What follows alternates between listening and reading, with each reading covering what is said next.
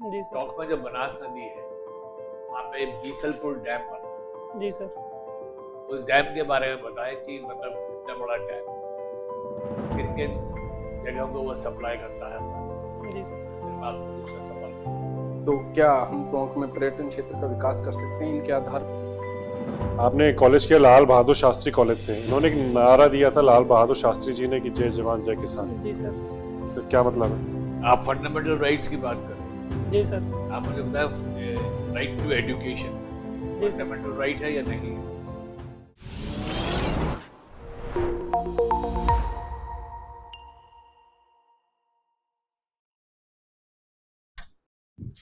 मैं प्लीज कम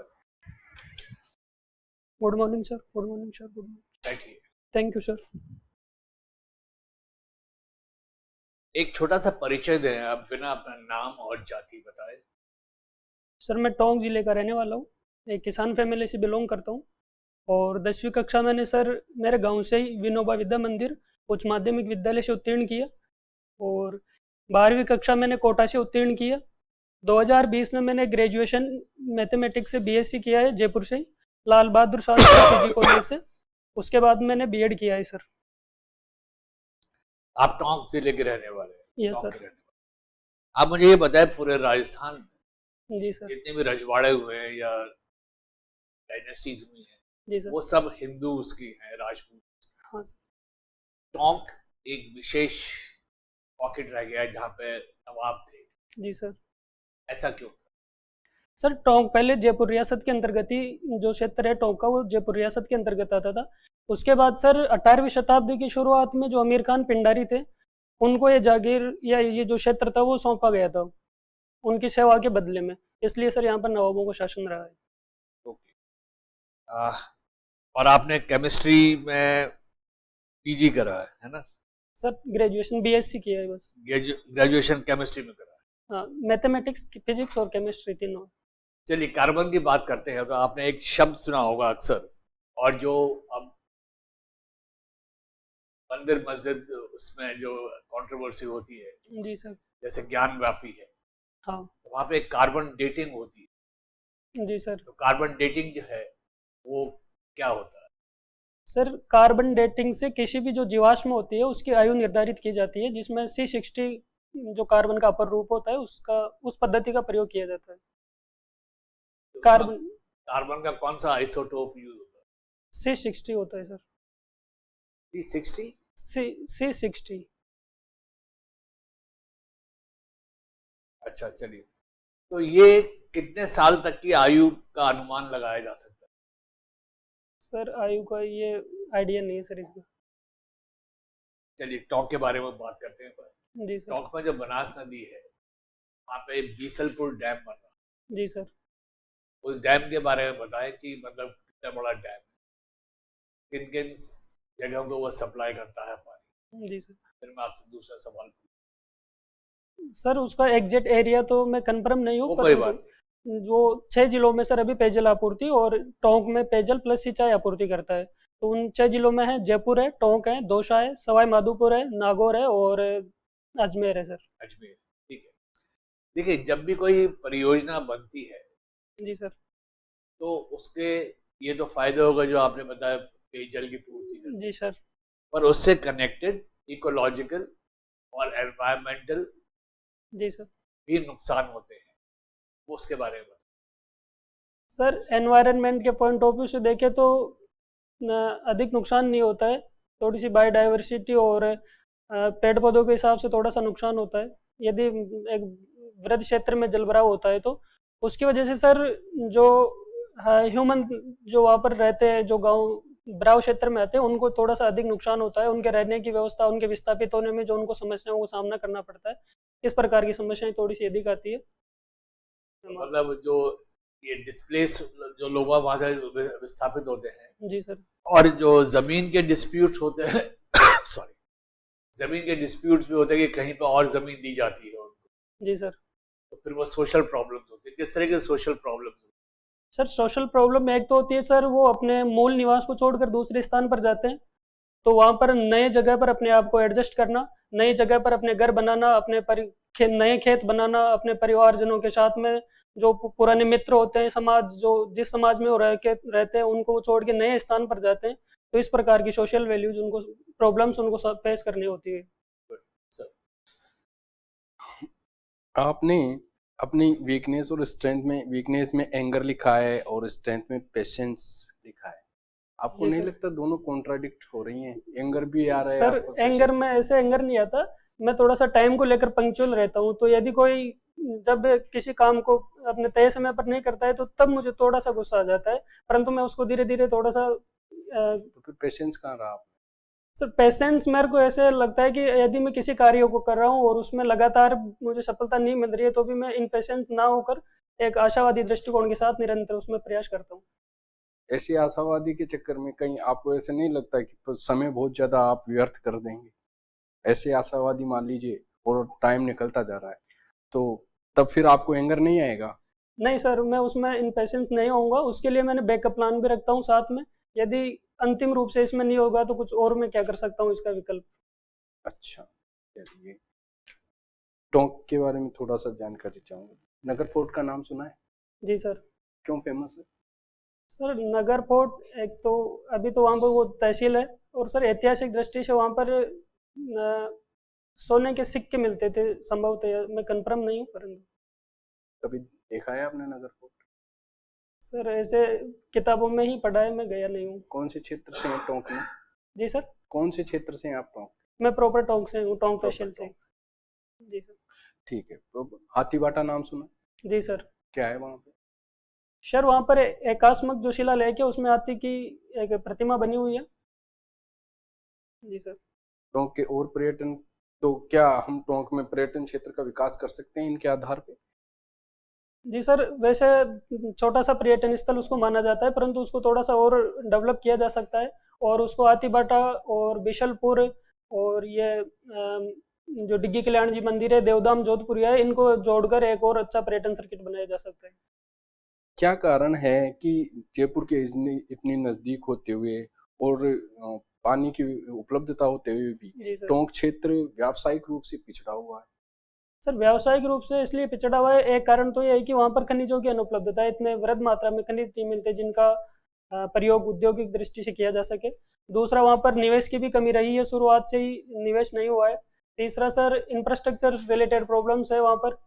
और सर जो राजधानी के पास में होने के कारण सर वहाँ के जो लोकल लोग हैं वो राजधानी में इधर जयपुर आ जाते हैं औद्योगिक क्षेत्र में जो भी मजदूरी करने के लिए रोजगार। वर्तमान क्षेत्र में निवाई तेजी से एक पर्टिकुलर क्षेत्र खनिज को लेके वहाँ पे उद्योग लग रहे हैं। कौन जी से सर। उद्योग वहाँ पे लगे हुए हैं? सर आपने आते जाते देखा होगा। सर मैं इसका मुझे पता नहीं है, मैं पता करूंगा सर। ओके। शिक्षा के क्षेत्र में निवाई काफी आगे रहा है, जी सर। किस कारण से? सर वहाँ पर एक तो महिला सशक्ति, सर महिलाओं के लिए जो पंचमुखी शिक्षा के लिए प्रसिद्ध विश्वविद्यालय है वनस्थली विद्यापीठ, वो स्थित रही है, और शुरुआत से वो तो जागरूकता रही है सर वहाँ पर। एक क्वेश्चन बताइए, मान लीजिए आप मैथमेटिक बैकग्राउंड से हैं, जी सर। आपका 70 मीटर की रेडियस का एक खेत है। जी सर। 70 मीटर रेडियस का जी एक सर। खेत है, आपको उसको चारों तरफ तार फेंसिंग करनी है, तो जी लगभग कितने मीटर आपको तार चाहिए होगा? जी सर। एक तार, केवल जी एक सर, ही मैं तार लगेगा? कैलकुलेट कर सकता हूँ थोड़ा। हाँ, कैलकुलेट बहुत इजीली हो जाएगा। हाँ सर, मैं कर रहा हूँ। सर 440 मीटर क्षेत्रफल होगा, सॉरी सर एरिया होगा वो, मतलब क्षेत्र होगा उसमें, फेंसिंग के लिए जो उसका वर्ताकार सर्कुलर एरिया होगा वो। एरिया होगा? Sorry sir, confirm? Sorry sir, मैं, आपने गोलाकार क्षेत्र नहीं बोला, रेडियस उसकी 70 मीटर है। रेडियस क्षेत्र नहीं, आपने आंसर सही दिया, लेकिन आपने एक शब्द, चलिए नेक्स्ट क्वेश्चन करते हैं। आवर्त सारणी क्या होती है? सर आवर्त सारणी, सर ये अभी वर्तमान जो आधुनिक आवर्त सारणी है, ये हेनरी मोजेव के द्वारा जो दी गई है, जिसमें तत्वों को उनके गुणधर्मों के अनुसार, जैसे परमाणु क्रमांक, उनके रासायनिक गुण, उनके आधार पर व्यवस्थित किया गया है, जिसमें 7 समूह वर्ग, सॉरी आवर्त होते हैं, 7 आवर्त और 18 वर्ग होते हैं उसमें। आपने सर को बताया कि आप एक इंट्रोडक्शन में कि आप किसान फैमिली से आते हैं। जी सर। टोंक एक ऐसा जिला है जहाँ पे एग्रीकल्चर के क्षेत्र में नवाचार भी हो रहे हैं, जैसे पोली हाउसेस बनाए जा रहे हैं। सॉरी सर, मैं सुना नहीं। टोंक एक ऐसा जिला है जहां एग्रीकल्चर के क्षेत्र में और नवाचार भी हो रहे हैं, जैसे पोली हाउसेस जी सर। बनाए जा रहे हैं, पोली हाउसेस में फार्मिंग की जा रही है। हाँ। आप एक साइंस के स्टूडेंट भी हैं, जी सर। किसान फैमिली से भी हैं, जी सर। तो आप कुछ ऐसा क्यों नहीं करते कि एग्रीकल्चर में साइंटिफिक एग्रीकल्चर को बढ़ावा दें, जिससे आप एग्रीकल्चर में ही अपना करियर बनाएं? और आप आ रहे हैं सरकारी नौकरी में जहाँ लिमिटेड नौकरियां हैं, कैंडिडेट्स सर। इतने ज़्यादा हैं, जी सर। तो आप कुछ एग्रीकल्चर में ही इतना अच्छा कर सकते हैं, कुछ एंटरप्रेन्योरशिप कर सकते हैं जो आप रोजगार प्रोवाइड कराएंगे लोगों को। बिल्कुल सर, एग्रीकल्चर में रोजगार प्रोवाइड करवाया जा सकता है। और चूंकि मैं जिस फैमिली से बिलोंग करता हूँ, मेरे फादर भी शिक्षित हैं, तो वो पॉली हाउस फार्मिंग और उस दृष्टिकोण में शिक्षा कर रहे हैं। वर्तमान में जैविक खेती की ओर भी वो अग्रसर हो रहे हैं और एपीओ के माध्यम से माध्यम से भी प्रयास कर रहे हैं। आपको इतनी जानकारी है, तो आप क्यों नहीं आगे बढ़ाते उस चीज को? सर मैं समझता हूँ कि जो आरएस के लिए वांछित योग्यताएं, उतनी क्षमताएं मेरे अंदर है, तो मैं इस प्लेटफॉर्म पे आकर मेरे अपनी अच्छी क्षमताओं का प्रयोग कर सकता हूँ सर। तो ये क्षमताएं आपकी इस फील्ड में भी तो हैं, आप सर साइंस वहाँ के भी प्रयोग स्टूडेंट कर सकता हूँ निश्चित रूप से, परंतु वहाँ पर यदि मैं अभी रहूंगा तो सर प्रचंड बेरोजगार रहूंगा, क्योंकि अभी जितनी जमीन है उसमें मेरे फादर अच्छा कर रहे हैं सर। हैं। अच्छा, तो आप एक जॉब सिक्योरिटी के लिए इसमें आना चाहते हैं, जी सर। और इसमें आपको सैलरी भी अच्छी मिलेगी। हाँ सर, आर वेतनमान भी अच्छा है इसका। अच्छा है कि आप आरएस में ही बन जाए, आरएस सर्विस में आ जाए। ठीक है। आपने कॉलेज किया लाल बहादुर शास्त्री कॉलेज से, इन्होंने एक नारा दिया था लाल बहादुर शास्त्री जी ने कि जय जवान जय किसान। जी सर। इसका क्या मतलब है? सर जय जवान का मतलब है जवानों को सशक्त करना, उनको प्रोत्साहित करना। सर उस दौर में सर भारत पाकिस्तान का युद्ध, सर भारत चाइना का युद्ध चल रहा था, तो जय जवान उनके लिए, और सर जय किसान किसानों के लिए, किसानों को प्रोत्साहित करने के लिए, क्योंकि उस समय देश में सर खाद्य सुरक्षा इतनी अधिक नहीं थी। तो भारत की पाकिस्तान के साथ कितने युद्ध हुए हैं? सर 3 युद्ध हुए। कौन से? तो 1947 में, 1965 में, और सॉरी 1962, सर 1965 में और 1999 में। तो जो शास्त्री जी ने ये चाइना के साथ युद्ध के दौरान ही नारा दिया है पाकिस्तान? सॉरी सर, वो भारत पाकिस्तान युद्ध के समय। अच्छा, फिर इसमें एक और जोड़ा गया, जय जवान जय किसान, और एक और जय जोड़ा गया, वो कब जोड़ा गया?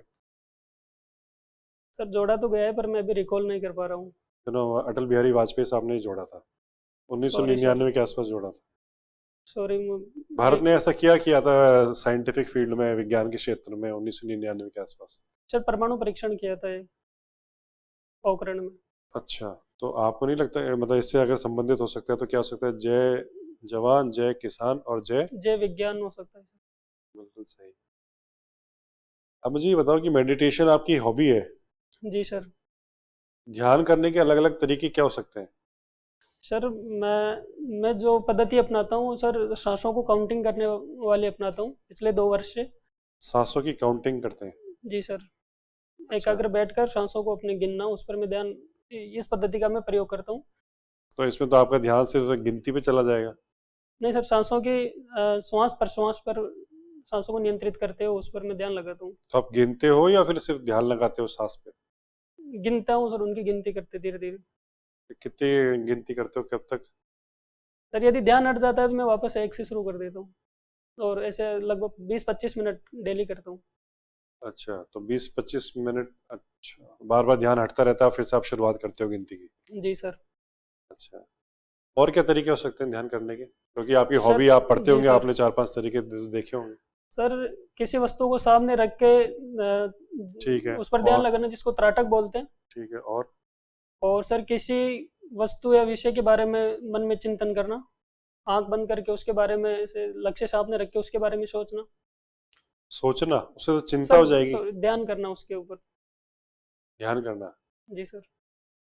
कोई उदाहरण दे सकते हैं इसका? सर जैसे आंख बंद करके अपने समक्ष दीपक की लो जैसे जलता हुआ अज्यूम करके उस पर ध्यान किया जा सकता है। नहीं, ये तो आपने पहले वाला बताया, इससे पहले वाले का उदाहरण है जो आपने आखिरी में बोला जी सर। कि किसी विषय के बारे में सोचना या चिंतन करना। जी सर। इसका उदाहरण क्या है जिससे इसका तो ध्यान सर भी हो? अभी मैंने इसमें प्रॉपर किया नहीं, तो मुझे। एक विपासना टेक्निक भी होती है, विपासना, जी सर। ये क्या है? ये ध्यान की एक पद्धति होती है। इसमें अलग ही क्या है? सॉरी सर, मुझे ज़्यादा डिटेल में इसके बारे में पता नहीं है। चलो, आप ही बताओ। आखिरी सवाल मेरा, ये महिलाओं से संबंधित हमारे मौलिक अधिकारों में क्या प्रावधान किए गए? सर मूल अधिकारों में सर एक तो आर्टिकल 14 है, जिसके अंदर उनको विधि के समक्षमता है, और आर्टिकल 15 है जिसमें लैंगिक भेदभाव से मुक्ति। आर्टिकल 14 में कुछ मेंशन कर रखा है कि महिलाओं का, वुमेन का सर कुछ? प्रॉपर महिलाओं के लिए तो नहीं किया हुआ है, लेकिन वो सभी के लिए है। हाँ, सभी के लिए है। केवल महिला महिलाओं, जो वो बताओ जिसमें महिला शब्द लिखा गया है। आर्टिकल 15 है, आर्टिकल 16 है, हाँ। और आर्टिकल 19 भी है। 19 में क्या है? 19 में केवल महिलाओं की नहीं है, वो भी सबके लिए ही है सर। अच्छा सर और अच्छा, जो राज्य के नीति निर्देशक सिद्धांत हैं, जी सर। बीपीएसपी, हाँ इसमें बताओ महिलाओं के बारे में। सर, इनमें भी है आर्टिकल 39A है, जिनमें महिला और पुरुषों के लिए समान रोजगार के अवसर उपलब्ध करवाना। आर्टिकल 39D है, जिसमें दोनों महिला और पुरुष के लिए समान रोजगार के लिए समान वेतन का प्रावधान है। और 39E भी है, जिसके अंदर महिलाओं से ऐसा कार्य ना करवाया जाए जो उनकी उम्र और सामर्थ्य के अनुसार ना हो। ये महिलाओं के लिए है, बच्चों के लिए है? सर दोनों के लिए, महिला और बच्चों और वृद्धजनों, तीनों के लिए है। पक्का हो, श्योर हो आप? जी सर। ठीक है, धन्यवाद सर। आप फंडामेंटल राइट्स की बात कर रहे थे, जी सर। आप मुझे बताया राइट टू एजुकेशन जी सर। फंडामेंटल राइट है या नहीं है? Sir right to education fundamental right नहीं है प्रॉपर रूप से। इसको तो अधिनियम बनाया गया है 29 अप्रैल 2010 को, जो लागू हुआ था उसके तहत। परंतु सर आर्टिकल 21 कैपिटल ए के अंदर शिक्षा का अधिकार है, वो फंडामेंटल राइट है। तो शिक्षा का अधिकार शुरू से ही था कि नहीं था फंडामेंटल राइट? तो फंडामेंटल राइट में नहीं था शुरू से, ये आर्टिकल 45 में डीपीएसपी के तहत था। तो क्या आपने सोचते ये हमारी एक ओवरसाइट थी या हमसे छूट गया था? जब इतने पढ़े लिखे लोगों ने हमारा इतना बड़ा संविधान लिखा जी सर। और उस पर खुद इतने एजुकेटेड थे वो, पर जी सर। हिंदुस्तान के डेवलपमेंट के लिए उन्होंने एजुकेशन को बिल्कुल इग्नोर कर दिया। जी ऐसा नहीं है सर, उन्होंने उस टाइम की जो परिस्थितियां थी वो इस अनुकूल नहीं थी, तो उन्होंने इस भारत की लिटरेसी तो बहुत ही खराब थी उस समय। नहीं सर, उस जिस कालखंड में संविधान का निर्माण कर रहे थे उस समय इतना महसूस नहीं हुआ था। और दूसरा ये कि उनको डीपीएसपी में इसलिए रखा कि राज्य का नैतिक दायित्व होगा कि वो सबको शिक्षा उपलब्ध करवाएं। लेकिन जब समय के अनुसार शिक्षा की आवश्यकता महसूस हुई कि शिक्षा का सबको जो है शिक्षा की उपलब्धता सबके लिए सुनिश्चित नहीं हो रही है, तो फिर 86 कॉन्स्टिट्यूशन अमेंडमेंट के द्वारा उन्हें फंडामेंटल राइट दुनिया की सबसे बड़ी डेमोक्रेसी है हमारी। जी सर। पर वोट टू राइट हमारा फंडामेंटल है कि नहीं? मतदान का अधिकार सर अधिकार बिल्कुल फंडामेंटल राइट है या कॉन्स्टिट्यूशनल राइट है? सर कॉन्स्टिट्यूशनल राइट है। फंडामेंटल क्यों नहीं? सर सॉरी सर, ये सर मुझे लगता है इसमें कि फंडामेंटल राइट न्यायालय द्वारा परिवर्तनीय होते हैं। तो यदि कोई व्यक्ति कहीं बाहर है, वो किसी परिस्थितियों में अपने मत का प्रयोग नहीं कर पाता है, तो उसे बाध्य नहीं किया जा सकता। शायद ये मेरा लास्ट क्वेश्चन आपसे, अभी अपन ने अपना क्रिमिनल लॉ, पीनल कोड और ये सब कुछ चेंज करा है। जी सर। क्यों करा है? सर इनमें सुधार की आवश्यकता थी। एक तो जो आईपीसी शायद अंग्रेजों के समय की थी, मतलब एग्जैक्ट मुझे सन याद नहीं है, परंतु अंग्रेजों के समय की थी। तो उसमें कई सारे प्रावधान ऐसे थे जिनकी आवश्यकता नहीं थी, और वर्तमान में जो अपराध है उनकी प्रवृत्ति भी धीरे धीरे परिवर्तन हो रही है, तो उसके अनुरूप उनको चेंज करने की आवश्यकता थी। परिवर्तन अंग्रेजों के जमाने में, और जब से अपन आजाद हुए चेंज क्या हुआ? चोरी तो चोरी है सर, वर्तमान मर्डर इज मर्डर। जी सर। ओके, तो उसमें क्या परिस्थितियां चेंज हुई? लॉ चेंज करने की जरूरत क्यों पड़ी? सर जैसे पहले सर चोरी केवल भौतिक चोरी हो सकती थी, वर्तमान में सर टेक्नोलॉजी बढ़ गई है तो साइबर क्राइम भी बढ़ रहे हैं, तो साइबर चोरी, वो तो चोरी की प्रवृत्ति चेंज हो गई है। तो इस प्रकार से सारे अपराध चेंज हो गए हैं सर। चलिए, थैंक यू, आपका इंटरव्यू पूरा हुआ। Thank you sir. Thank you sir.